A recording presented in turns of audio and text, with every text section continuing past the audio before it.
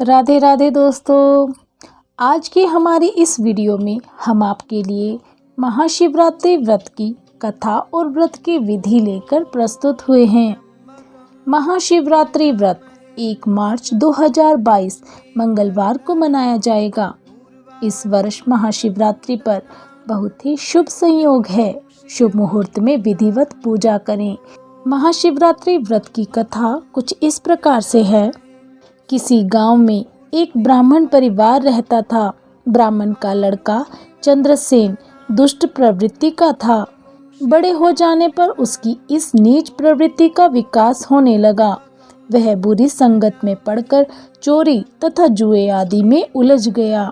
चंद्रसेन की मां बेटे की हरकतों से परिचित होते हुए भी अपने पति को कुछ नहीं बताती थी। एक दिन ब्राह्मण अपने यजमान के यहाँ से पूजा करके लौट रहा था तो मार्ग में 2 लड़कों को सोने की अंगूठी के लिए लड़ते पाया। एक कह रहा था, यह अंगूठी चंद्रसेन से मैंने जीती है।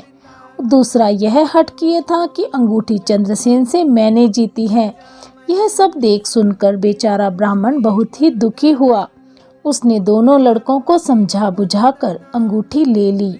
जब वह घर पहुंचा और अपने पुत्र चंद्रसेन के विषय में अपनी पत्नी से पूछा तो उसने कहा, यहीं कहीं खेल रहा होगा। पर चंद्रसेन तो पिछले 5 दिनों से लापता था।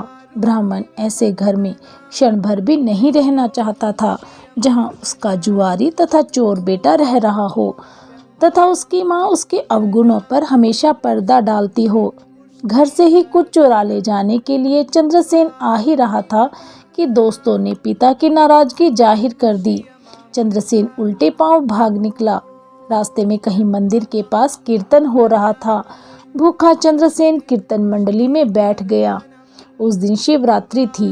भक्तों ने शंकर पर तरह तरह के भोग चढ़ा रखे थे।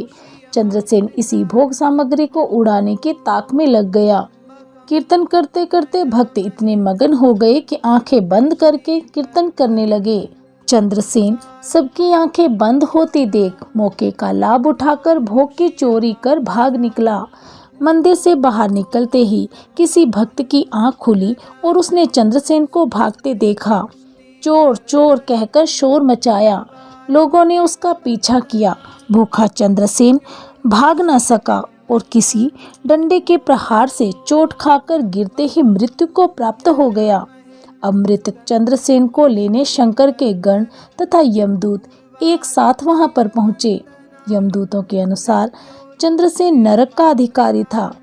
कारण यह था कि जीवन में उसने कोई पुण्य कर्म नहीं किया था, मात्र पाप कर्म ही किए थे। शिव के गणों के अनुसार चंद्रसेन स्वर्ग का अधिकारी था। कारण वह शिव भक्त था। चंद्रसेन ने पिछले 5 दिनों से भूखे रहकर व्रत तथा शिवरात्रि को जागरण जो किया था। चंद्रसेन ने शिव पर चढ़ा हुआ नैवेद्य नहीं खाया था। वह तो नैवेद्य खाने से पूर्व ही प्राण त्याग चुका था। इसलिए भी शिव के गणों के अनुसार वह स्वर्ग का अधिकारी था।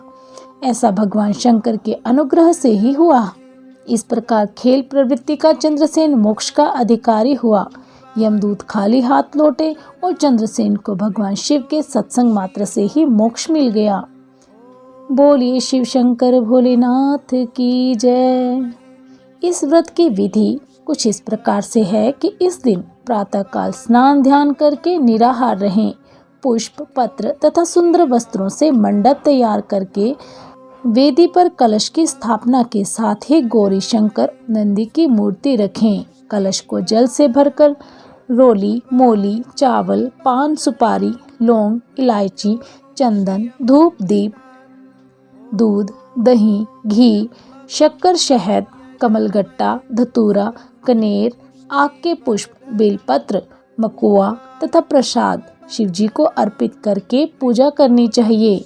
इस दिन विभिन्न स्त्रोतों से शिव जी की स्तुति करनी चाहिए। महामृत्युंजय का पाठ करना चाहिए। महामृत्युंजय का मंत्र निरंतर पूरा दिन मन ही मन जपते रहना चाहिए। इस दिन रात्रि जागरण में शिव जी की 4 आरती करने का विधान है। इस अवसर पर शिव पुराण का पाठ मंगलकारी है। दूसरे दिन प्रातः जौ तिल खीर बिलपत्र का हवन करके ब्राह्मणों को भोजन कराकर व्रत का पारण करना चाहिए। इस विधि विधान तथा स्वच्छ भाव से जो भी यह व्रत रखता है, भगवान शिव प्रसन्न होकर उसे अपार सुख संपदा प्रदान करते हैं। महाशिवरात्रि का व्रत रखते समय कुछ सावधानियां बरतनी चाहिए, जैसे कि शिव पूजा में तुलसी का पत्ता अर्पित नहीं किया जाता है। शिव जी को केतकी और केवड़े का फूल अर्पित नहीं किया जाता। शिव जी के समक्ष शंख भी नहीं बजाया जाता है। शिव जी को नारियल भी अर्पित नहीं किया जाता। शिव जी को रोली और कुमकुम भी नहीं लगाना चाहिए। शिवलिंग की पूर्ण परिक्रमा न करें। ये तो थी कुछ सावधानियां। अब हम आपको बताएंगे कि महाशिवरात्रि पर भगवान भोलेनाथ को प्रसन्न करने के लिए 10 चीजें ऐसी चढ़ाएं जिससे भोलेनाथ अत्यंत प्रसन्न होंगे। सबसे पहले धतूरा अर्पित करने से सभी तरह के संकटों का समाधान हो जाता है। दूसरा है आंकड़ा। एक आंकड़े का फूल चढ़ाना सोने के दान के बराबर फल देता है। तीसरा है बिलपत्र को अर्पित करने से 1 करोड़ कन्याओं के कन्यादान का फल मिलता है। यह शिव जी के 3 नेत्रों का प्रतीक है। चौथा है देसी घी। शिवलिंग पर घी अर्पित करने से व्यक्ति में शक्ति का संचार होता है। पांचवा है भांग अर्पित करना शुभ माना जाता है। इससे शिव जी अपने भक्तों की हर तरह से रक्षा करते हैं। छठा है चीनी अर्पित करने से जीवन में कभी भी यश, वैभव और कीर्ति की कमी नहीं होती है। सातवां है दूध। किसी भी प्रकार के रोग से मुक्त होने और स्वस्थ रहने के लिए दूध अर्पित करें। आठवां है दही। जीवन में परिपक्वता और स्थिरता प्राप्त करने के लिए दही अर्पित करें। नौवां है इत्र चढ़ाने से तन और मन में शुद्धि होती है, साथ ही तामसी आदतों से मुक्ति भी मिलती है। आखिरी है लाल केसर से शिव जी को तिलक करने से सौम्यता प्राप्त होती है और मांगलिक दोष भी दूर होता है। बोलिए शिव शंकर भोलेनाथ की जय। आप सभी को अनंत सरिता धार्मिक टीवी की ओर से महाशिवरात्रि पर्व की बहुत बहुत शुभकामनाएं। तो कैसी लगी आपको हमारे द्वारा दी गई जानकारी? हमें कमेंट बॉक्स में कमेंट करके अवश्य बताइएगा। यदि आपको कहानी पसंद आई हो तो हमारी वीडियो को लाइक अवश्य करें।